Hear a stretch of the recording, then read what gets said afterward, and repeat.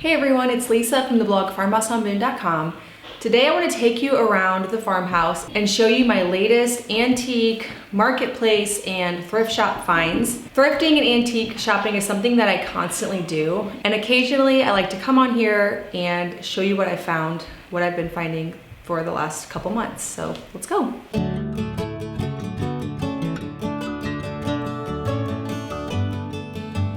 Right, first up, I actually just found this particular thing yesterday. This is a Karastan Wool Rug. It is a machine woven rug. I've been doing a lot of research on rugs lately because I've been wanting to add not these cheap, new, inexpensive rugs, but invest in a little bit more quality. And that can be really expensive, especially if you go online and look for it. But this one I actually found on Marketplace. It is the Brighton English Manor Rug by Karastan, and it's really thick and nice. If you put it up next to a rug from just cheap online, you can totally feel the difference. You can see that it's woven, it's thicker and heavier, and it feels comfortable. So this one I really loved. It feels a little bit more ornate for this house. Not just like a plain jute rug, which I find isn't really working so well, but I like that the colors are a little bit more subtle.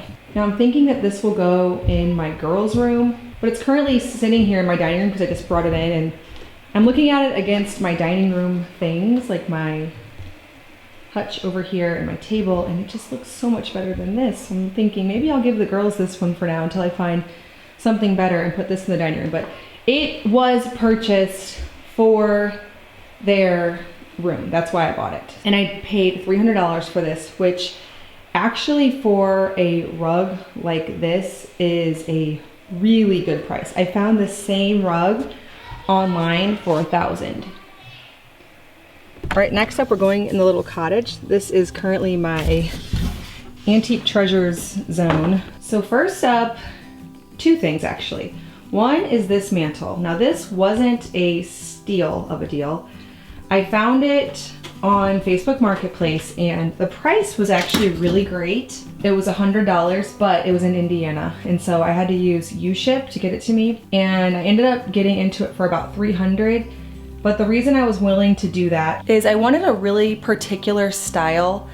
I wanted it to be from the same time period as my house because I'm going to be doing a faux fireplace in our living room. This is something I wanted to do from the very beginning, and then I put an armoire in there and it just never felt right. So the armoire is going to go upstairs to the girls' room makeover because they don't have a closet, and I'm collecting things to do the faux fireplace. So I got a mantle that is from the late 1800s. And then the thing that is the biggest score is I found this fireplace surround and summer cover that is also from the late 1800s, which is appropriate for my house. And wait for this, guys. This was $35. So the concept of this is, since it's going to be a fake fireplace and I don't want it to look fake, I want it to feel genuine. I'm going to have brick or tile or something go inside the mantle as if it is a fireplace behind it or a chimney behind it. But then when this summer cover is on, the Victorians would have had this open, and then there would be the fire there behind it, so the opening of the fireplace. But if the summer cover's on, this is essentially what it would have looked like in the summer. The hole would have been covered up because there wouldn't be any fires. So it will essentially hide, of course, that there isn't a hole behind it whenever this goes in the living room. Now I thought about getting an electric firebox or something fit into this, but that's probably not something that we'll do anytime soon, if ever. So I'm gonna spray paint that black. Finding a set together like that is actually really rare, and when you do, it's hundreds and hundreds of dollars. So I actually found a set online and it was 500 and something, but then they were gonna charge me 150 shipping, and I was like, I don't know about that. And then I found that for 35, so that was a total score, and it was at an antique shop near where I live. So a tip for that, for finding that, is to call around, because instead of lugging my 6 kids into antique shops in a 100-mile radius of this place, I actually got on Facebook and messaged all the antique shops in the area, and they were more than happy to send me the pictures of all of the surrounds and summer covers and the prices from their shops. And so whenever I went out to get this, I drove about 40 minutes, but I knew it was there, I knew the price, and I was able to not have to waste so much time.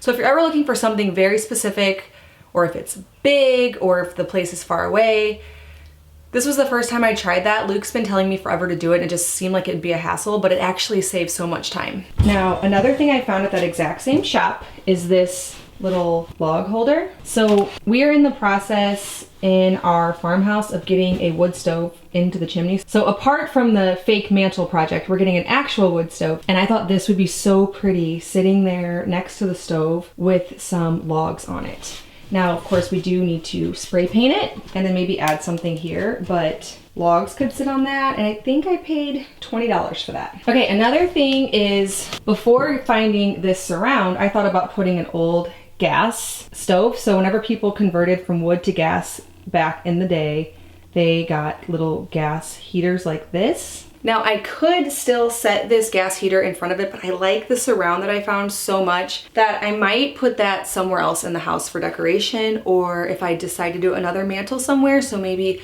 in one of the kids' rooms. They have really large rooms, so there's plenty of space. I could put a little mantle with the heater and little chairs by it and make a seating area, focal point type of thing. So I'm gonna hold on to that. I believe I paid $25, so it wasn't a big splurge. And if nothing else, it can sit in here for a little while. Spray painted black, it would be so cute with a mantle. I could even set it here in the fireplace that's in this little cottage. So we'll see, options for that. But I did buy that for the mantle. But now that I have this surround, it's such a better situation. So I'm excited to get working on that. Okay, next up, I have some beds. A few years ago, I think it was 2.5-ish, I bought some wire beds and I did a makeover in the boys' room. And at the time, I really loved the beds. They were perfect for the boys. But as the years have progressed, the beds have started sagging in the middle. They were really inexpensive beds. They were around $90 each. So they just aren't made with the highest quality metal, I guess. Like I said, they were totally fine at the time, but it's become apparent in the last few months that my boys are too rough for cheap beds. So I was in the market for a couple of wood beds. I found some inspiration on Pinterest with 2 wood beds in rooms with little quilts. It just looks so pretty. And I've really been converting to a lot of that anyway. Like in our room, we replaced our wire bed with a 4-poster bed that I found on Facebook Marketplace, and I love how it looks. It just feels so much more appropriate for our current style of house. Not really in our last house, but in this house, it just feels so right to have that style of bed, and I was really seeking the same thing for the boys, and I was seeking a bit more durability. So I found these solid wood beds. I really wanted a match, and finally it popped up on Facebook Marketplace, and you will not believe what she charged me. She charged me $10 per bed. So they are solid wood. There are definitely some scratches. They have headboards and footboards. And then these rails have like cast iron. They're really heavy, like iron. This is where the box spring will sit. This spot here fits into grooves in the front and the back of the bed. And I told Luke that we'll probably just like screw them in and make these extremely durable. I also thought about ordering casters for the feet, which I think it would give it more of an antique vibe. I'm thinking just some simple white quilts would look so pretty on it. And then also I have a really pretty blue and white quilt, and I purchased another blue and white quilt, so the boys both had blue and white quilts on their beds, but they don't match great. And recently when I was visiting a friend of mine, Sarah from Briarton Farm, on her girls' beds, she had cut a quilt in half and finished the edge. And although this is a nice antique quilt, it feels a little wrong to do, but it definitely has a lot of holes in it, and I think I just want them to lay at the end of the bed. So what I'm thinking about doing is cutting it in half, finishing it off with some bias tape, and then having plain white quilts go all the way up their bed, and then put the cut in half quilt on the bottoms of their beds, so that way they really coordinate. So really thinking about doing that. And the biggest thing that I'm mostly excited about is with the lightweight wire beds, we don't have any box springs on it, and so they're so light that the boys move them around constantly. So their room is always different. When I walk in, there's a bed over here, over there, and I'm hoping that by giving them solid beds that they don't move them around to make forts, and we have a more set up room. The kids' rooms are both in this house something I've never really given much attention to. I've just been too focused on the kitchen and the outside, making it into a homestead, just a lot of those more practical things, but I'm ready to move into those rooms and start to make them more beautiful, more collected in this warm vintage feel that I'm going for in this house. So those were an amazing find. When she told me 20 bucks for the two, I was like, I mean, even if they aren't perfect, they'll totally work. Okay, next up is this little basket here. I found this recently, just probably a few days ago, for $15. And I just love the shape of it. I don't even know what I'm gonna store in here yet. It's still empty, but I'm sitting it below this quilt stand that I found for free on the side of the road. And it's just, when I see baskets like this, I just have to get them. Next up is this little high chair. I have been wanting a wood high chair for so long, and I always don't do it because I'm worried about the practicality of cleaning them and then also the strap. So this one is so cool. It came with an enamel tray that just fits right in. And then also it clips. So now I can just clean that part. I also really love how this one, how you get the baby in. Just lift it. Now, because I just got this 2 days ago, I'm just using a little piece of cheesecloth to tie him in, but don't worry. I've ordered it's like a thing that you can turn any chair into a high chair. So it straps around the back. It's really safe, really secure. I definitely thought about making one, but it was one of those things that I just really need it right now and don't have time the next couple days to do it. And so I just went ahead and ordered it, and it really was a great price because this high chair was $50, which I thought was really neat for the enamel tray. And then the little strap-in thing was, I believe, around $15. So not a bad investment because it totally fits in with our kitchen. It's not like something I'm trying to hide away in the corner like I used to have to with the other high chair. And it's very solid and nice. So it's going to be perfect, especially when I get it more secure. At the moment, I of course have to stay really close by Daniel because he could get out of it. But whenever I have that other thing, it's gonna be just perfect. Another thing I found lately is this little picnic basket. I believe it was around $15. It wasn't any more than 20.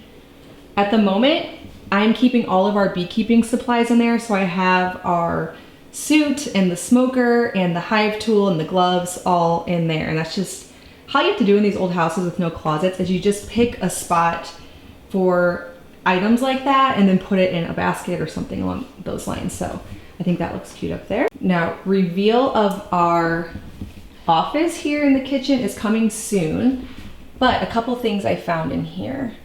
I found this at a garage sale for $4, just a pretty little basket. I don't remember if last time I did a antique haul, if I showed you these baskets or not, because I've had these a little bit, but so I don't remember what I even paid for them, but I know it wasn't a lot.